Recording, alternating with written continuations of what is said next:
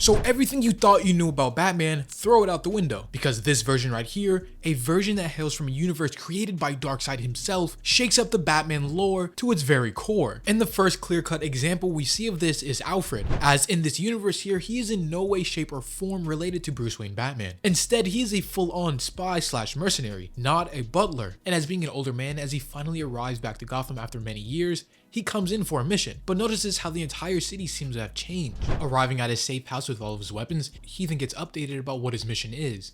You see, he is here to take on and get intel on the Party Animals, which is a new gang in Gotham, and we will find out later, even spans the entire world. This is a worldwide, almost cult going around and is targeting Gotham pretty heavily, because ever since the Party Animals came up on the scene, the murder rate has been up by 700%. Even children and kids aren't safe, as a daycare was torched yesterday while they danced outside. 32 people burned. Which this just goes to show you that there is no sympathy for these new villains. They are evil through and through. But while Alfred is getting updated on the current workings of Gotham, he is also informed about this new vigilante. And we finally get our first glimpse of this new Batman. But it is only a glimpse, because even the other police and other intelligence don't even know who or what this mysterious figure is. And as Alfred finally finishes up getting all of his intel, he then heads back out to go to his bike that he came here on, only to find that it was stolen. So you really can't just have anything in Gotham, no matter how small it is. But towards the end, this stolen bike moment wraps around full circle and really puts into perspective something about this new Batman, which after a second reread becomes really cool. And after getting his first glimpse of this Batman, we move over to a fighting gym and finally see our first glimpse of Bruce Wayne, as you see a man hitting the bags pretty relentlessly. And in any other universe, any other case, this would be it.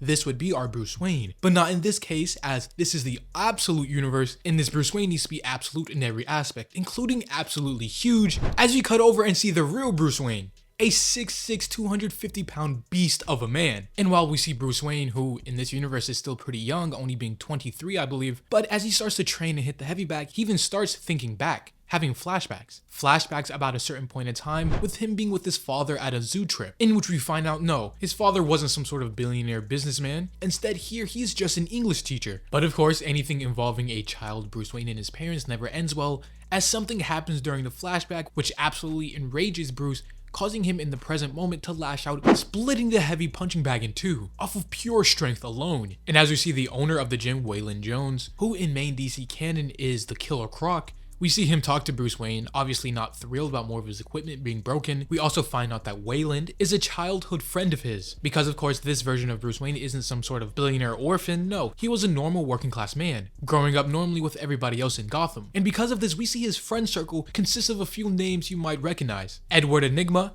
or the Riddler, Harley Quinn, obviously being Harley Quinn, Cobblepot Oz being the Penguin, and Selina Kyle being the Catwoman, all who, at least in this universe, were childhood friends of Bruce Wayne. But it seems like Bruce Wayne is a little distant from this friend group and people, as because he being who he is, in his certain morals and discipline, and everyone else growing up in Gotham, they are definitely not normal, law-abiding citizens. And Bruce Wayne for now has a very specific mission and goal in mind. He wants betterment for his city, for Gotham. So he spends every waking moment training, getting better, furthering his mission instead of hanging with his friend group who themselves aren't the best of people in the first place. Across the city on a yacht though, we see some of the actual current villains and problems plaguing current Gotham. And we actually get a little bit of detail about these party animals and specifically on their leader, who is the Black Mask, sporting a completely new redesign with a giant inflating almost bowling ball head. He is almost completely different than previous incarnations of the Black Mask. But also on this yacht, we do see some of the previous notorious crime bosses of Gotham, Mr. Falcone and Mr. Marani, as they're having this meeting with Black Mask, going on to say that these party animals, they have no respect for the rules of Gotham. They can't just walk in here and do whatever they want, killing whoever they please. That even though Gotham is almost this perpetual chaotic place, the underworld and crime family still had some level of order going on. And so with these mob bosses pressing this new Black Mask about this, Black Mask then goes on to share some details, because rumors have it that this Black Mask in this universe is some sort of big shot. He has men all over the world, different animal subsections, goat people here, giraffe men there, and they're all connected to some sort of global cult, with Black Mask being the leader or some sort of high-ranking member. And as he goes on to further intimidate and explain to these mob bosses, he then says that he collects masks, but no, not just any face mask, they are death masks, literal carved out faces of his previous victims, from Martin Luther to even George Washington. And surprisingly enough, even some of the family members, a brother and a cousin,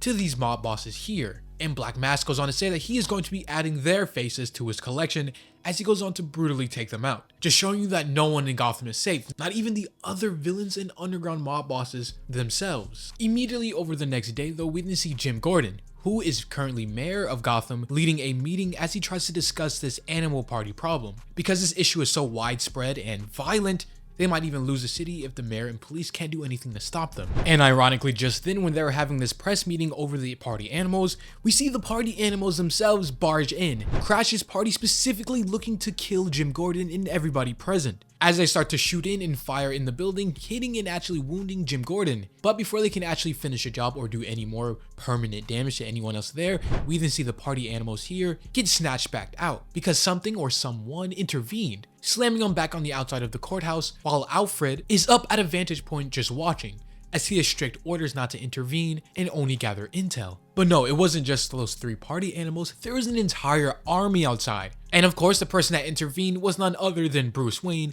the Batman, the absolute Batman himself, as he goes on to tell one of the policewomen there that whatever you hear, do not open the door, because on the outside, things are about to get very violent and very fast. As Batman, like an actual bat, cocooned in his own wings, which here are completely bulletproof and resistant, as all the party animal members start to fire on him, but realizing that it doesn't do a thing and is ineffective, because Batman completely withstands their gunfire, and afterwards just simply dropping a smoke bomb and hopping down, looking absolutely beefy and thick, getting ready to bash some heads and cause some pain. Because as you will soon see and find out, the way this Batman fights is way more brutally, more violent, and almost moves like a force of nature. Even though he is 6'6" and 250 pounds, he is moving like a graced, agile dancer. And the way he is fighting with his cape, it is almost like a symbiote from Marvel, using it to whip and grab people, tossing them aside like they weighed nothing. And as I said before, Alfred is scoping this entire situation, watching from a distance as Batman becomes a one-man army taking on this entire group of party animals. As he goes on to narrate and say, "Whoever you are, you've got flair.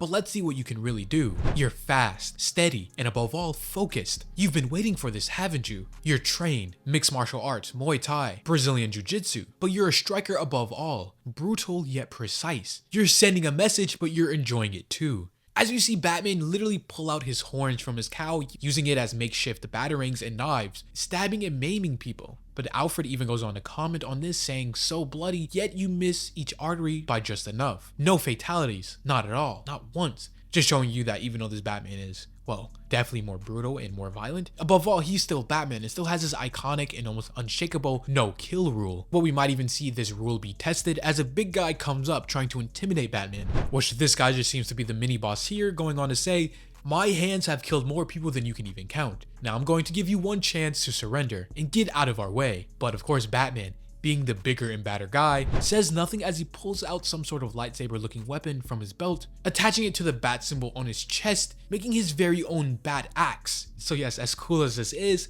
even though Batman doesn't kill, he isn't above demembering, as when the big guy comes rushing at Batman, Batman literally cuts his hand off in one fell swoop. And with the big guy down, he then turns to everybody else, flipping the script on them, telling them that he's going to give them one chance to get out of his way. As you see a panel of Batman with just pure intimidating aura, nightmare fuel, this absolute almost unstoppable beast of a man completely losing it. Which of course all the rest of the party animals try to make a run for it, seeing how as the big guy got one-shotted and was defeated pretty easily. But as they are running, Alfred up above finally decides to engage, pressing a button and activating the explosives he set around the arena, getting all the fleeing party animals in the blast. And now with them two being the only last players on the field, he finally goes to confront Batman, seemingly able to get the drop on him, as he walks right up to him with a gun, saying this is the sound of a DC-34 automatic shotgun. There are only 3 of these in the world and he can blow your brains out in one shot, before you are even able to blink. But of course Batman, being the agile tank that he is faster, blitzing Alfred, kicking him in the chest and taking the gun, leaving Alfred alone and to think about what even just happened here. But as you will soon find out, this Alfred is very, very resourceful, as over the next coming days and weeks, he goes on to fully break down, search, and find out who exactly this Batman is. Immediately finding out that Batman is really Bruce Wayne, because as he goes on to say, he hides his tracks very well, but it's easy to do when you're no one, just some guy, 24 years old. His mother is a social worker and his dad a teacher. He grew up in Crime Alley, but he's smart. He excels in school, near genius level test scores, even winning a engineering contest in 5th grade, winning him and his class a field trip to the Gotham Zoo, a place where it all started. As if you remember from earlier, we seen the flashback with him and his father at the zoo. This is the start and where the creation of Batman came from. As there seemed to be some sort of psychotic man shooting at the zoo, Thomas Wayne, Bruce's father, goes to make sure all the children are safe. But in the process of making sure all the kids were safe, he goes on to face the shooter himself and is inadvertently killed in a crossfire, with Alfred even continuing to further break down his life, saying after that he lost himself for a while. He was rageful and lashed out on the world, but after some time he then found himself again. Something inspired him, so he started to straighten out. He went back to school, got a scholarship at the best university, started to play football, but during the first week he injured himself, seemingly on purpose, faking an injury because Bruce is saving his body, saving it for all of this, whatever it is he has built. As he has studied and mastered applied mechanics, chemistry, psychology, military theory, and everything in between. He was preparing. And then after all of that, he finally came home. He set up his operation in Gotham. He has really built something here. And Alfred even goes on to say it's pretty impressive what he is able to do. But he is also taking down men just like him before, in cities, jungles, deserts, all over the world. Because at the end of the day, he is a crusader. And crusaders like him always have a weakness. And in this case, it is literally Bruce's mother. As we find out, she is still alive in this universe, which in and of itself is a crazy revelation because it's like Superman. Instead of being the last son of Krypton, his planet is still intact and he is one of billions of other Kryptonians, completely changing what it means to be Superman. And in this case, this younger Bruce Wayne still has his mother, which is just another detail that separates him from the normal and iconic Batman of being a billionaire orphan. But as Pennyworth is literally sitting here with a gun, seeing Bruce Wayne lacking, he goes on to say, "I could kill you right here."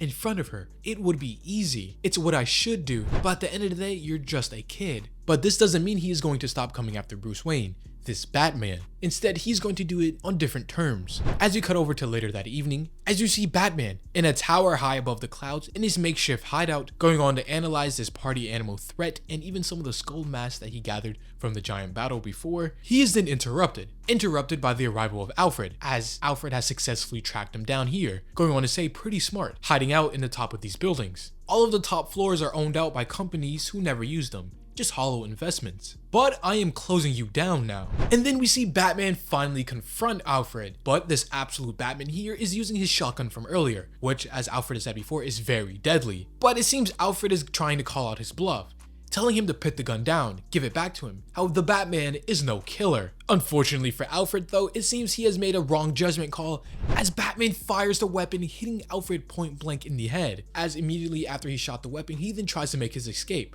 And a few things happen very fast. First, Alfred realizes that Batman modified his prize shotgun to be non-lethal. Second, he hears the gun clatter on the floor as Batman tells him to keep it. And thirdly, he hears the roar of his own motorcycle, his own bike, the one he lost at the beginning that Batman stole. As if this absolute Batman goes on to tell Alfred that he's not the only one who follows people, bringing this entire thing full circle. Meaning since the beginning, Batman has been keeping tabs on Alfred ever since he arrived in Gotham. So you might have thought Alfred has been one step ahead of Batman, tracking him, getting all this information, when it was actually the opposite. Batman has known all along who Alfred was, what he was doing, how he got here, what was his plan, and was the one who was one step ahead of him. As taking the motorcycle, he crashes through the building's windows, using his giant cape to glide down, as Batman makes his escape to defend Gotham another day. Moving over though, we actually get a little bit of an epilogue. As Alfred is now healing up from the attack, he even gets word of one of his old targets, one that Alfred has had difficulty tracking and pinning down. And this old target of his has been all over the world, even training with the League of Assassins before killing them,